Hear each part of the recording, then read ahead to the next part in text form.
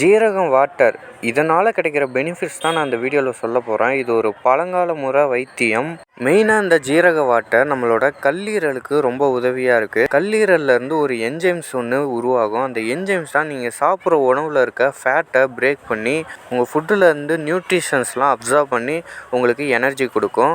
ஒவ்வொரு டைம் இந்த கல்லீரல் ஒழுங்காக வேலை செய்யலை அப்படின்னா உங்களோட உடம்புல அந்த ஃபேட்டு அங்கங்கே ஸ்டோர் ஆக ஆரம்பிக்கும். நீங்கள் வெயிட் கெயின் பண்ண ஆரம்பிப்பீங்க. ஜீரகம் வாட்டரை அதை தடுத்து அந்த கல்லீரலை ஒழுங்காக ஃபங்க்ஷன் ஆக வைக்குது.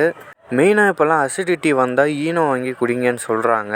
பட் இந்த ஈனோ வர்றதுக்கு முன்னாடிலாம் அசிடிட்டி ரிலேட்டடான ப்ராப்ளமுக்கு இந்த ஜீரக வாட்டரை தான் குடிப்பாங்க. ஸோ உங்களுக்கு அசிடிட்டி ரிலேட்டடான ப்ராப்ளம் அடிக்கடி வருதுன்னா இந்த ஜீரக வாட்டரை குடிங்க, உங்களுக்கு எப்பயுமே வராது.